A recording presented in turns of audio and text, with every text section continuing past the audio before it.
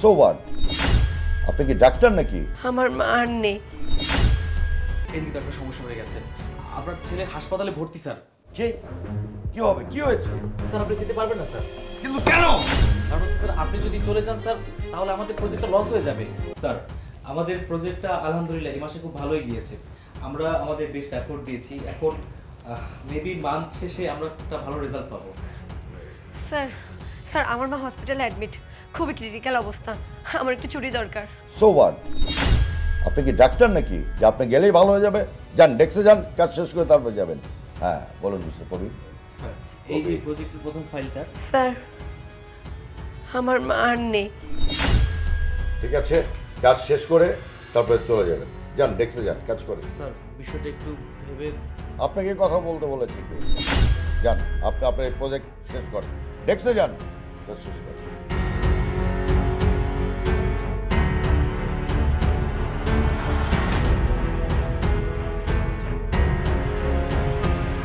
Sir আপনি আমার 7 দিনের স্যালারি কেটেছেন।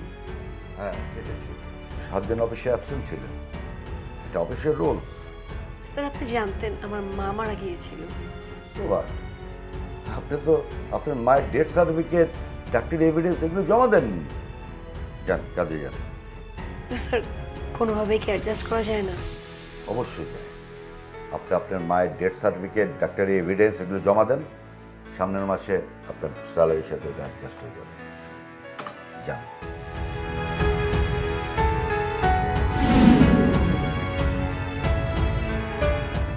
স্যার আপনার কি ফোনটা বন্ধ নাকি? হ্যাঁ, চাপ চলে গেছে। স্যার এদিকে তো একটা সমস্যা হয়ে গেছে।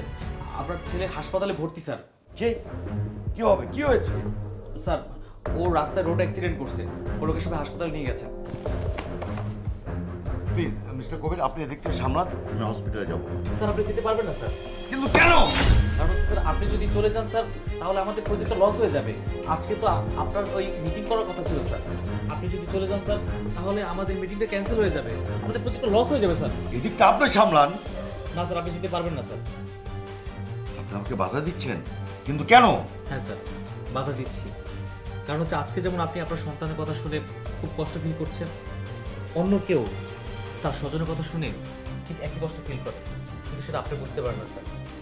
গত 2 সপ্তাহ আগে আমাদের স্টাফ যে ববি, ও এসেছিল, ও বলেছিল যে ওর মা অসুস্থ, হাসপাতালে যাবে, কিন্তু স্যার আপনি তাকে যেতে যাচ্ছেন।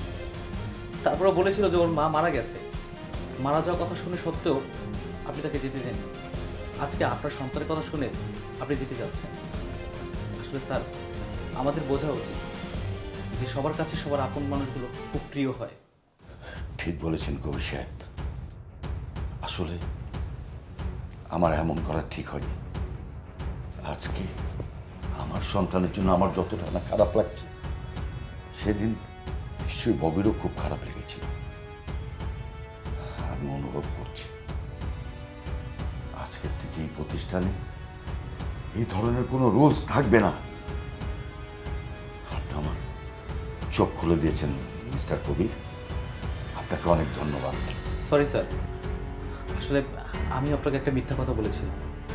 মানে? ও ঠিকই আছে, আমি শুধু এটাই উপলব্ধি করাতে চেয়েছি আপনাকে যে অন্য স্বজনও তার কাছে খুব প্রিয়। মিস্টার কবির, আমি খুবই লজ্জিত। আর আমার একটা শিক্ষাও হলো। স্যার আপনি আপনার ভুল বুঝতে পেরেছেন, এটাই অনেক sir. Thank you sir. Welcome.